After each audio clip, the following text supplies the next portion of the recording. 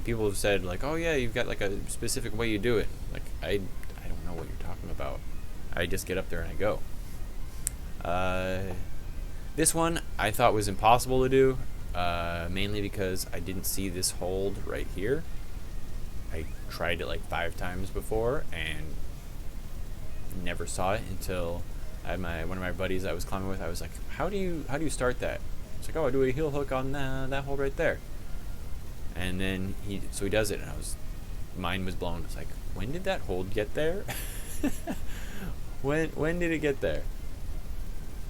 So, thought process on this one: got to get the heel hook just nice in a good position, and the hands are not all that great. But this foot, there's a little tiny foothold right here that I had been using to try and start with, and it's kind of nice to just kind of get your body positioned into that nice little, like a lot of people talk about, the climbing box that you're able to be in. And when you're taller, the box is of course a lot bigger, especially when you got like just lanky arms and legs. So yeah, you want to get to a spot where you can get your feet better. So I work the hands up, kind of almost campusing most of it. You could drop your feet a lot sooner and get them on these lower holds, rather than keeping it here and being all boxed up. But if you can just kind of walk your way up with your arms until you get your body unscrunched, it can lead to stronger results, especially if the foot is not bad. Like, that was a really good hold. I was able to use that through half the route. Now we'll kind of go through this pink one. This one I worked really hard with Micah and Mara to kind of figure out, and it wasn't until my friend Elliot, who actually met while working this whole section here. So that's supposed to be more of a dyno. I wanted to do it statically because the dyno was not working for me, and this move right here is very, very tough. So you kind of reaching up there, trying to get as high up on it as you can, and then get your foot onto the little horn that you were dynoing up to. Now right here, I kind of go just right into the next move. My thought process was that, okay, I've got my buddy Micah is filming for me. He's holding the camera, so I'm just gonna speed through this because, like, I don't want to impose. And that's something I have been working to get out of, is like, hey, these guys are your friends. They're also cooling down. He said he was cool with filming it. They were enjoying it. I mean, the whole time they were kind of cheering you on. I mean, that's how it is with everything. But my feet were in very solid positioning. I could have just kind of stood up and almost leaned up against the wall, and just got my arms, just shake it out. But I pressed on, and you'll see up here this volume that is just sheared off, kind of an upward slope up to the top. It's not as slopey as that one. And the thought process here when we were working it out was, okay, I wanted to go over the top of this and just kind of get the foot there. I throw a heel hook around where my hand is and try to reach over to it. It is way too far away, and that volume sticks out too far. So instead, this was my first time actually trying this. I was like, I'm going to reach over and grab the top of this and see if I can actually go across. So I make the move, and my arms were way too tired at that point from not taking a break over here. There's a fly in my way. And so I really was riding the struggle bus that day. So take another crack at it on another day, my blue and the red day. And I forgot how I statically did it. Again, it's one of those where you work on it, and you work on it, and you come back. The way that we've been doing is doing 2 climbs a week, just so that everybody can do it, and we can still maintain social distancing, still maintain a safe environment. And that's one of the guys that works there. Mr. J. He's like, oh, sorry. I was like, no, I'm frustrated with myself at this one. I can't. I can do it. I could do it 3 days ago, but I couldn't do it this time. So there you see, kind of get that nice lean into it. And I think that I tried dynoing it here. And you can see how bad I am at dynos, which I need to work on. It wasn't as bad as I thought. But it just, again, wasn't happening. And this one I have in another video where it's just me nailing it. I think. There, just kind of lean up into it. Grab the volume, just as a stopgap. Get up there. And I just like when you're able to make that move. It is so hard smearing on the wall. I will show you my shoes here in a second. I think that it's mainly because my shoes were so worn out. I have a hole in the left one in the toe, and I've had them for 2 years now. So it's time to get new ones. I guess it hasn't been quite 2 years because I haven't been climbing for 2 years yet. So get over here, and there, instead of doing like a 2 move, just reach over to that because it's a better hold. It's like I just want to hold on to this, maintain the swing, and then get right over and grab it. Which that one is the last hold on it, which makes it a little bit more difficult because it's like, oh yeah, I'll just go up to the top. But it was a really fun climb.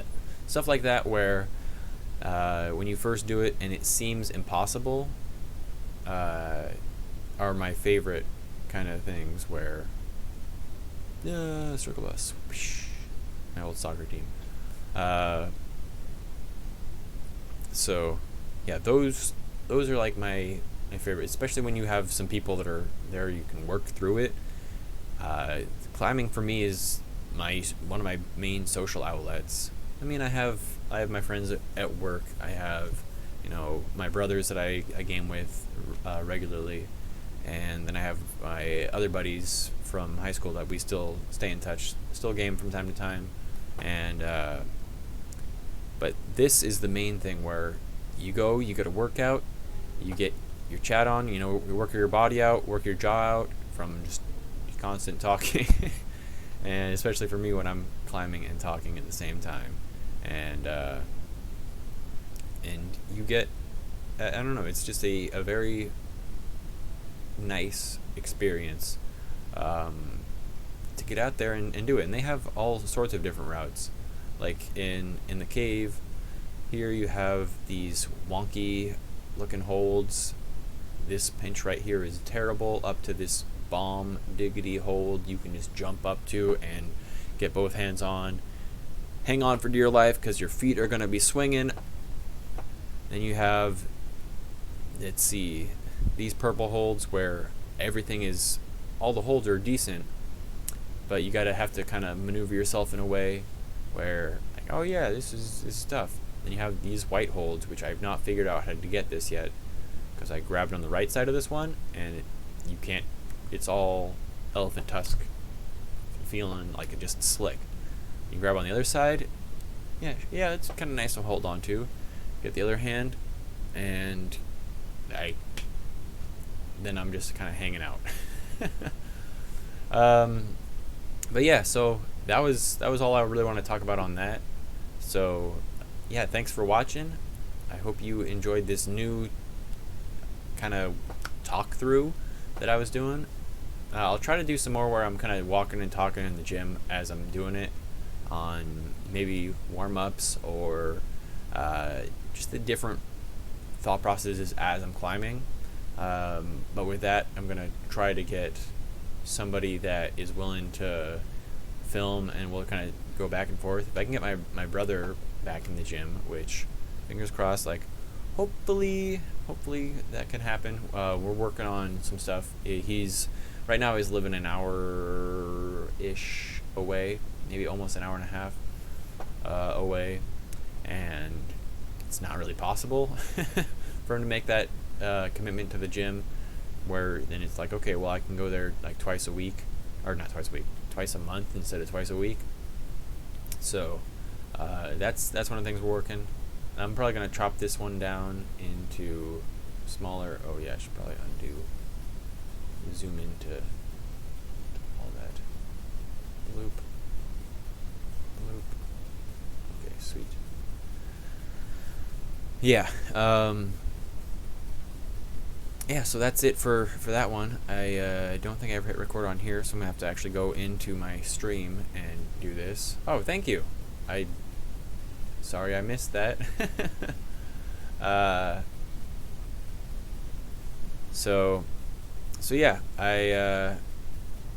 hopefully I'll be doing more of these. Tomorrow I'm gonna be climbing, and I will hopefully get some more videos. My buddy Jonah, who I have climbed with every now and then, he is gonna be there. So let's switch over to this, and I can actually show you my shoes. Yeah, so he's gonna be there, and maybe we'll be able to get kind of trade off holding the camera. So these are my current shoes. As you can see, the toe is it's seen better days. It has seen. There we go. I think you can. It's got a mouth. My shoe has a mouth. One thing that I suggest buying for, I mean, even if you don't climb, it's a good thing for your shoes. It costs like $2. So if you have a couple extra dollars, whatever, these little wood chip packets, they make your shoes smell a lot better. I mean, these things get really sweaty.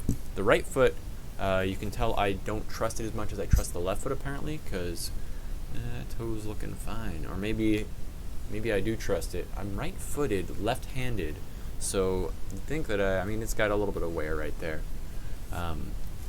But I actually, because they were so worn out, let's get, unlock the box. My new shoes.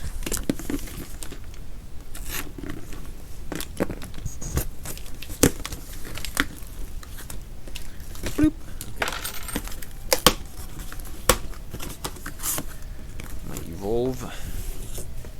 Yeah, so the first pair that I got, actually my brother had got me for my birthday, back when I was working at a nice restaurant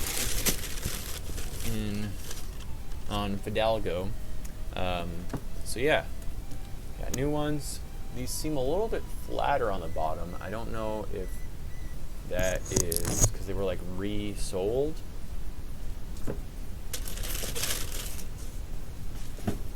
Like very sharp, flat bottom, which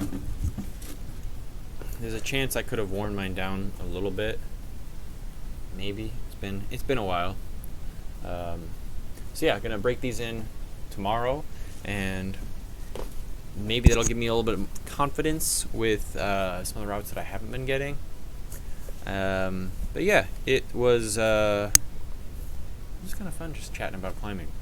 I don't get to do it as much because I mean when you have to schedule all your different climbs, sometimes your schedule doesn't work out. The usual people that were climbing all the time, they're not. I don't see them anymore. I used to go like 7, 8 p.m. and then climb until midnight, and I mean I wouldn't be climbing the whole time, but usually I'd be there for at least 2 hours, and I'd say an hour and a half of that was pretty decent, just like climbing, alternating with people. So maybe an hour was actual on the wall time. And then again, depending on how spent I was, if I went every day of the week, which some weeks I did, you don't suggest that. Well, if you are going to do it, don't go hard every single time. You just have an easy day. And sometimes my easy days turn into like, oh yeah, let's just all work on this problem, or all work on this other problem. because you just have buddies that you're there with. You if it's everybody's there to climb. Everybody there loves climbing, so it's easy to just find that common ground of what you want to talk about, which is climbing. And some people are really really good, and they have methods that might not work for you. It's still really helpful to watch people climb. I would spend a lot of time just kind of sitting back and observing somebody do something, and then I'd see somebody else come up to the wall and do it a completely different way. Both of them finished the problem, and it was awesome. So I highly suggest, if you are into climbing, and there's a gym that you can go to, just go there, hang out, start a conversation with anyone, guy or girl. I mean, sometimes people don't want to talk. Most of them have headphones on, and that's cool. Other times people come up and talk to you about a problem that you're doing. Like I feel like the climbing community is very friendly, and they want to be helpful. I mean, sometimes you get into the I guess what people call mansplaining, where you just over explaining. You go up to somebody and you're like, oh yeah, you should try it this way. And I know in the beginning, when I was very excited about getting over that, like, that skill curve of just like, okay, I'm doing okay, and wow, like, I feel like I'm really good, because my brother was climbing for a couple years before me, and he now is just like, oh yeah, Adam, you're a better climber than me. It's like, well, I mean, we just have different things that we're good at. And he's just like, no, like, before that was the case, but now you climb all the time, you're a better climber. And I try to be humble about these things, because you don't want to just kind of force your conversation on somebody about, like, if they don't want to hear it. Like I said earlier in the stream, I like to figure these things out. It's very fun for me to kind of like see a problem, visualize it, and work out, like, okay, am I going to grab here? Like, does that work? Do I want to hold it like this, or can I get like deep in there? Some holds are really bomb. You can just cup onto it, and it's fine. So yeah, don't give advice if they don't want it. Like, always ask. I like to ask before I give somebody, any kind of advice. I'm like, hey, like, would it be okay if I made a suggestion? Because, like I said, some people just don't want to hear it. They want to figure it out on their own. I had that happen with one of my climbing buddies actually recently, because I hadn't been in a while, and I was very excited. I just assumed that he had already climbed a certain route, and he's like, oh no, I haven't seen any of this. I was like, oh, okay, well, I'll let you figure it out, and then if you wanted to, talk beta with me, then let's talk beta. And so we kind of separated, so he could try some of the stuff that he hadn't done, and then I was going to work on some of the stuff that I was working on. And yeah, so why is this? Oh, it's weird. It's weird indeed.